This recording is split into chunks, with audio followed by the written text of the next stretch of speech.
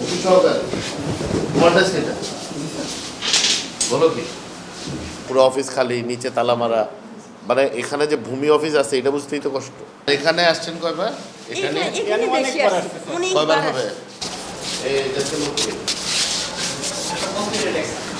হ্যাঁ দেখতেছি লোক কই। সবাই তোমাদের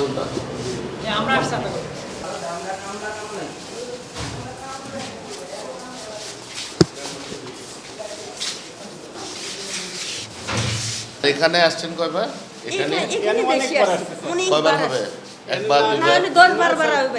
এখানে হ্যাঁ আমি 3 বছর 10-12 বছর ধরে ঘুরতেছি।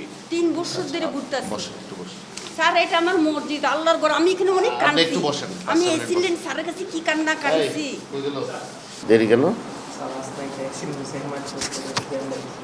কি বলেন? আমি ঢাকা থেকে আসলাম, আপনার জামাইছে তা আপনার এখানে এই 8 জনের মধ্যে আপনি আসলেন এখন, এর আগে 2 জন কেন এরকম কেন?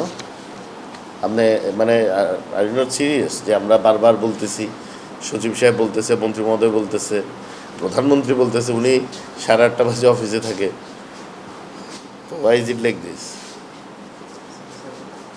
Sorry, I am sorry also because this is frustrating, but কথা হচ্ছে এটা তো আমাদের ডিউটি না।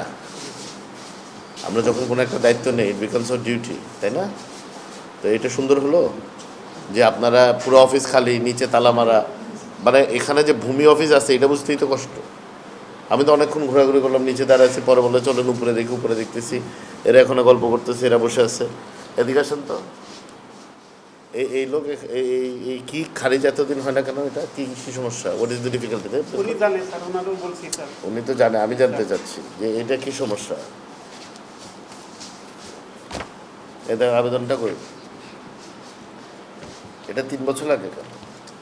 আমাদের নিয়ম অনুযায়ী কতদিনে দেওয়া দরকার? কয়দিন? 3 বছর। আপনার এখানে আসছে কদিনে? আপনাদের সিসিটিভি আছে না? হ্যাঁ,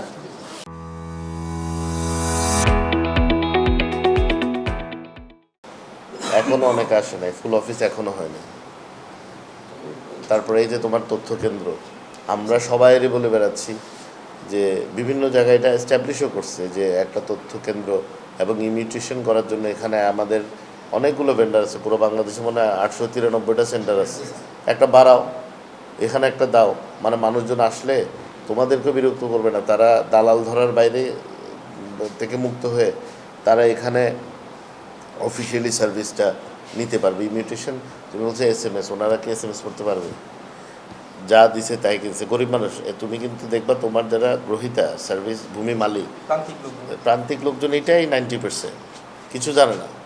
সরল বিশ্বাসে জমি কিনতেছে, টাকা দিয়ে দিচ্ছে, জীবনের সর্বস্ব দিয়ে করতেছে। তো আমাদেরও তো তাদেরকে সাহায্য করতে হবে। এখন তারা যদি বারবার ভেন্ডারের কাছে যায়, তারা যদি বারবার মধ্যস্বত্বভোগী বা দালালদের কাছে যায়, তাহলে আমাদের এই সার্ভিস সেন্টারগুলো দেওয়ার উদ্দেশ্যই কী? উদ্দেশ্য হচ্ছে তারা কোনো দালালের কাছে যাবে না, আমাদের লোকবল কম, তারা আমাদের এক্সটেনশন, অফিস এক্সটেনশন হিসেবে কাজ করবে। তাদেরকে ইনামজারি সহ সমস্ত অনলাইন যেই জিনিসগুলো আছে তাদেরকে করে দিবে একটা ছোট ফিস দিয়ে এবং ওদেরকে জানাবে। এখন দেখো আমরা তো এই যে একটা প্রজেক্ট নিয়েছি